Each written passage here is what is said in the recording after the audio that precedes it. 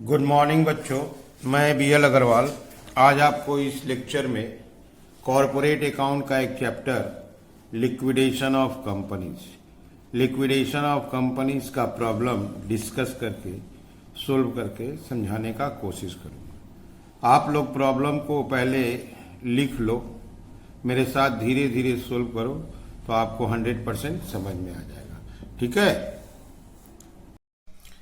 ये रख दिया आपके सामने एक problem. B limited went into voluntary liquidation 31 December 8। Balance sheet भी उसी दिन का है, balance sheet of the company on that day. तो 31 दिसंबर 2008 में बैलेंस शीट का पोजीशन देखिए। लैंड एंड बिल्डिंग एसेट्स है, मशीनरी प्लांट एसेट है, पेटेंट एसेट है, स्टॉक एसेट है, डेटर एसेट्स है। अब बैंक तो अपना है ही है। ये जो 5 एसेट्स है रियलाइजेबल एसेट्स है, इसको सेल करेंगे तो कुछ ना कुछ पैसा रियलाइज्ड होगा। पीएल अकाउंट अपना लॉस है। ओके, जो एसेट्स से रियलाइजेशन होगा उसका पेमेंट लाइबिलिटी में किया जाएगा। जैसे यहाँ देखिए क्रेडिटर है, ये ओनली वन क्रेडिटर है, इसका क्लासिफिकेशन देखना होगा। इसमें सिक्योर्ड कितना है, प्रेफरेंशियल कितना है और अनसिक्योर्ड कितना है। ये देखिए डिवेंचर है, इसके ऊपर इंटरेस्ट ऑलरेडी आउटस्टैंडिंग है। प्रीफरेंस शेयर कैपिटल है 5 लाख, इसको भी देना होगा। इस बार देखिए 2 टाइप ऑफ इक्विटी शेयर है, दोनों शेयर 100 रुपया वाला है, लेकिन फर्स्ट देखिए 75 पेड है, दूसरा देखिए 60 पेड है। तो अनइक्वल अमाउंट है दोनों का पेमेंट का। ठीक है, तो इसको ध्यान देना होगा, कैलकुलेशन इसका केयरफुली देखिएगा। यहाँ देखिए लिक्विडेटर को कमीशन होगा 3% ऑन ऑल एसेट्स रियलाइज्ड, उसमें भी बोला एक्सेप्ट कैश। एसेट्स रियलाइज करके जो पैसा आएगा उसके ऊपर 3% कमीशन देंगे, लेकिन याद रहे कैश को इंक्लूड नहीं करना है। 2% on amount distributed to unsecured creditors, unsecured creditor को जो पेमेंट होगा उसके ऊपर 2% रेमुनरेशन या कमीशन होगा, लेकिन यहाँ ध्यान रखिए अदर देन प्रेफरेंशियल, प्रेफरेंशियल के ऊपर कमीशन नहीं होगा। क्रेडिटर के अंदर प्रेफरेंशियल है 37,500 और सिक्योर्ड है 125। तो ये जो 362 था इसमें सिक्योर्ड था आपका 1,25,000, इसमें प्रीफरेंशियल था आपका 37,500। तो थोड़ा सा बच जाएगा, वो हो जाएगा अनसिक्योर्ड, जो बैलेंस बच जाएगा। तो ये हो गया 162,500, तो बैलेंस आपका 2 लाख बचेगा। ठीक है, 162,500 ये हो गया, 2,03,62,500। ओके, तो पहले सिक्योर्ड को देंगे, उसके 2-3 स्टेप बाद प्रेफरेंशियल को देंगे या फिर अनसिक्योर्ड को। इसके अलावा प्रेफरेंस डिविडेंड एरियर है 2 इयर्स का। ये प्रेफरेंस शेयर कैपिटल है 5 लाख, इसका डिविडेंड रेट है 6%। तो 5 लाख करके 6% तो 30,000 हुआ। और 2 साल का एरियर डिविडेंड 2 साल का आपका हो गया 60,000। तो जब प्रीफरेंस कैपिटल को पेमेंट होगा तो उसका एरियर डिविडेंड का भी ध्यान रखेंगे, 60,000 देना है। यहाँ देखिए एसेट्स वगैरह बेच के पैसा आया। एसेट्स में देखिए बिल्डिंग बेचा गया 3 लाख, मशीन 5, पेटेंट 75, स्टॉक 150 और डेटर आपका 2 लाख। इसको बेच के 12,25 आ गया। 5 3 8 2 10 11 50 12,25। ठीक है, ये हो गया एसेट्स रियलाइज। इसी के ऊपर 3% कमीशन देना है। इसमें देखिए कैश नहीं है, कैश अलग से है 75। लिक्विडेशन एक्सपेंसेस 27,250 हो गया। यहां देखिए बनाना है liquidators final statement of account. तो ये हो गया आपका लिक्विडेशन का क्वेश्चन। ठीक है, ये आपके सामने एक फॉर्मेट रख दिए, liquidators final statement of account.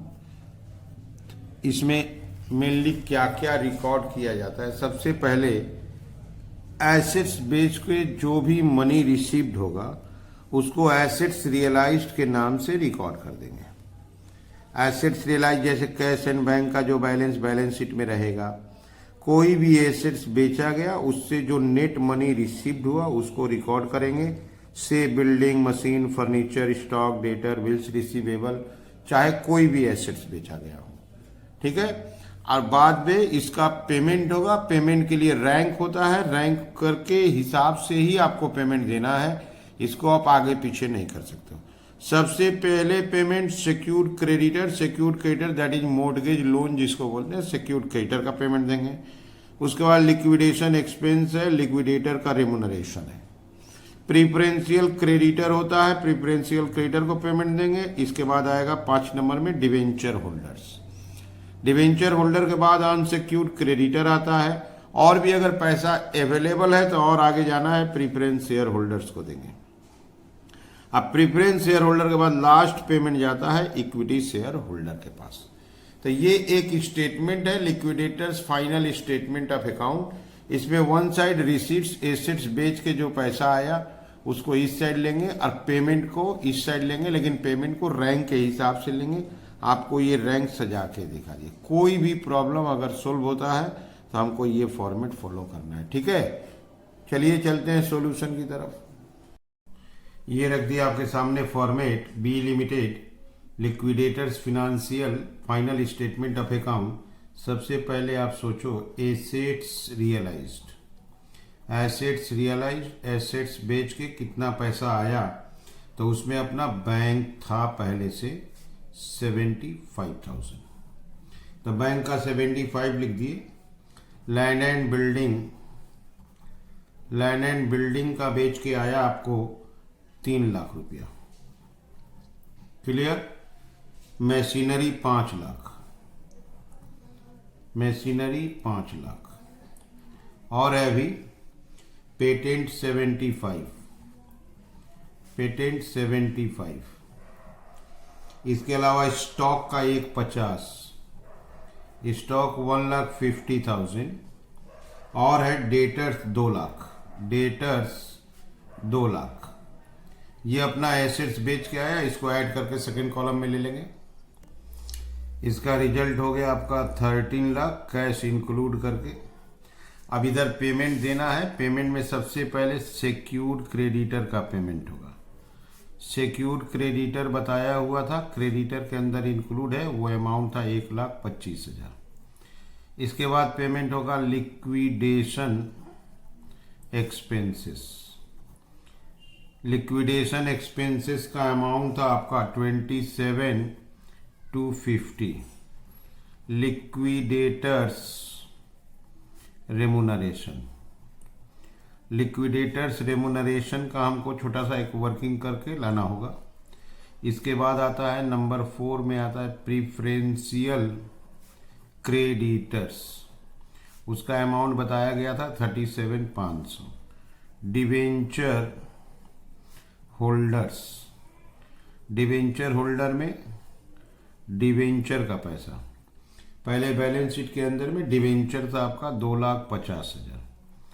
Outstanding interest, balance sheet के अंदर आउटस्टैंडिंग इंटरेस्ट था 12,500। ओके, आप एक बार इतना देख लो। ये देखो एसेट्स रियलाइज्ड में ये मनी था 3 लाख, 5, 75, 1,50, 2,50, 12,25, अब बैंक ले लिए 13 लाख हो गया। अच्छा, यहाँ देखिए ये था आपका सिक्योर्ड क्रेडिटर 1,25, ये था प्रीफरेंशियल 37,500, यहाँ देखिए एक्सपेंसेस, क्लियर है। इसके अलावा बैलेंस शीट को देखिए, ये हुआ डिवेंचर, उसका हुआ आउटस्टैंडिंग इंटरेस्ट। बैलेंस शीट का डेट है आपका 31 मार्च 2008। नीचे पेमेंट का डेट कोई नहीं दिया हुआ है, अगर पेमेंट का डेट दिया रहता तो फिर डिवेंचर के ऊपर थोड़ा सा इंटरेस्ट कैलकुलेशन किया जा सकता था। अब आते हैं, देखते हैं अनसिक्योर्ड क्रेडिटर को पेमेंट दे पाएंगे कि नहीं। अनसिक्योर्ड क्रेडिटर, इसमें से सिक्योर्ड बाद दे दिए 1,25, प्रीफरेंशियल 37, तो अनसिक्योर्ड 2 लाख। देखते हैं 2 लाख रुपया या उससे ज़्यादा है कि नहीं। ये रहा आपका, देखिए 13 लाख था। पेमेंट की तरफ देखिए, हार्डली 4-4.5 लाख रुपया का पेमेंट हुआ। इसका मतलब पैसा है अपने पास। अनसिक्योर्ड क्रेडिटर्स को हम लोग 2 लाख रुपया पे कर सकते हैं, हो गया। अब हम लोग इसके बाद रेमुनरेशन का वर्किंग कर देंगे। रेमुनरेशन बोला हुआ था 3% on assets realise. Liquidators remuneration, liquidators remuneration में एसेट्स रियलाइज्ड पे 3%। एसेट्स रियलाइज में आपको बैंक नहीं रखना होगा, तो 13 लाख एसेट्स रियलाइज्ड का है, उसमें से बैंक का 75 बाद दे देंगे 3%। इसके अलावा अनसिक्योर्ड क्रेडिटर पे 2%, उसमें प्रिफरेंशियल क्रेडिटर को छोड़ के, तो अनसिक्योर्ड क्रेडिटर का 2 लाख रुपया है, और 2 लाख रुपया का 2% दैट इज 4,000। उसका कैलकुलेशन देखते हैं। ये आपका 12,25,000 हो जाएगा। 12,25 का 3% दैट इज 36,750। ये हो गया आपका 40,750। ठीक है, तो यहाँ पे हम लोग को अनसिक्योर्ड क्रेडिटर के ऊपर लिए, प्रिफरेंशियल इग्नोर कर दिए, एसेट्स रियलाइज में बैंक बैलेंस जो 75 था उसको छोड़ दिए। ये हो गया आपका 40। अब इसके बाद हम लोग प्रीफरेंस शेयर होल्डर को पेमेंट देंगे। प्रीफरेंस शेयर होल्डर्स में प्रीफरेंस शेयर कैपिटल का अमाउंट था आपका 5 लाख, और उसका 2 साल का एरियर डिविडेंड था। एरियर डिविडेंड आपका बताए थे 60,000। ठीक है, एरियर डिविडेंड 60,000। आप एक बार देख लो, प्रेफरेंस कैपिटल देखो 5 लाख, 6% के हिसाब से 30,000 होगा। यहाँ देखो 2 साल का एरियर डिविडेंड था। अब एक बार देखो, आप रेमुनरेशन का काम हो गया, क्रेडिटर का काम हो गया, एरियर डिविडेंड तक दे दिए, एसेट्स रियलाइज्ड एक्सपेंस हो गया, बच गया equity share capital. Share capital भी 2 टाइप का है, एक 75 और एक 60। इसके लिए अब हमको वर्किंग करना होगा। ठीक है, पहले हम पता लगाते हैं कि सारा पेमेंट करने के बाद कैश का क्या पोजीशन है। देखिए, डेबिट साइड में 13 लाख रुपया है। पेमेंट में 1,25 का पेमेंट हुआ, 27,250 का पेमेंट हुआ, 40,750 का पेमेंट हुआ, 37,500 गया।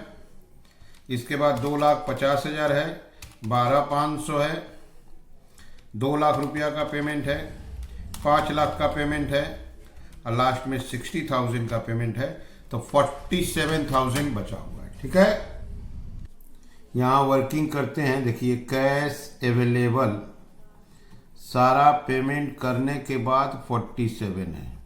ओके, अब एक चीज का ध्यान देना आपको, ये जो 2 शेयर था ये 175 करके था और ये 60 करके था। इससे अगर 15 रुपया नोशनल कॉल के नाम से ऐड करे तो ये भी 75 हो जाएगा। 7,500 शेयर का 15 रुपया नोशनल कॉल। तो यहाँ प्लस करेंगे नोशनल कॉल 7,500 का 15 रुपया करके, तो 7,500 शेयर 15 रुपया करके नोशनल कॉल 1,12,500। ये ऐड हो जाएगा 159,500।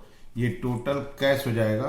तो यहाँ से अब निकलेगा अमाउंट रिफंडेबल पर शेयर।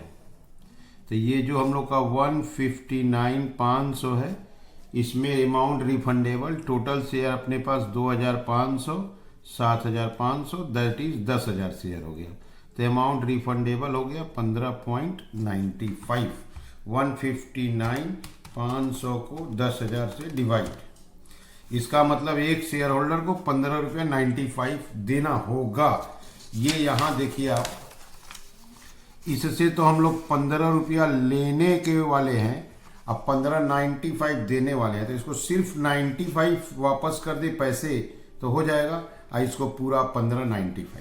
ओके, तब यहाँ पे थोड़ा सा और आगे उसको बढ़ा देते हैं, अमाउंट रिफंडेबल वाला वर्किंग को थोड़ा सा। Equity share holder, equity share holders, पहला इक्विटी शेयर था 2,500 शेयर इंटू 15.95, और 7,500 शेयर इंटू 15.95 माइनस 15, क्योंकि उससे 15 लेना है, अब 15.95 वापस देना है, तो 2500 इंटू 15.95, पहला का अमाउंट आएगा 39,875 और दूसरा का 7,500 इंटू 0.95, उसका आएगा 7,125।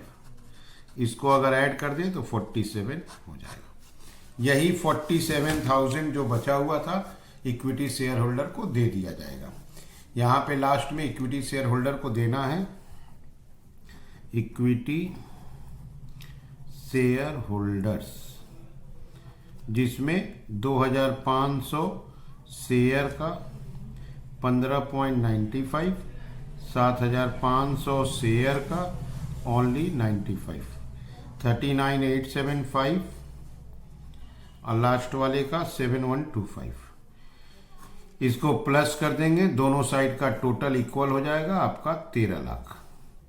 ओके, तो ये हो गया liquidators final statement of account. सबसे पहले एसेट्स को रियलाइज करेंगे, एसेट्स रियलाइज हुआ, बैंक लेके 13 लाख। रैंक ऑफ पेमेंट के हिसाब से पहले secured creditor, expense, remuneration, preferential creditor, debentures. Okay, उसके बाद unsecured creditor, preference share holder का कैपिटल डिविडेंड, लास्ट में इक्विटी वाला। इक्विटी वाला वर्किंग आप देख लो, 47,000 कैश बचा हुआ था, सारा पेमेंट करने के बाद 2 डिजाइन का शेयर था, उसको इक्वलाइज किए, रिफंडेबल पर शेयर 15.95 मिला, जिससे 15 लेना है, 15 वापस करना है, 15.95 वापस करना है, 15 लेना है, उसको सिर्फ 95 दे देंगे, फर्स्ट वाले को पूरा दे देंगे। यहाँ आके स्टेटमेंट मिल गया। ठीक है, समझ में आ रहा है? आप लोग क्वेश्चन को लिख के मेरे साथ धीरे धीरे सोल्व करो, देखो 100% समझ में आ जाएगा। ठीक है, ओके, थैंक यू, बाय।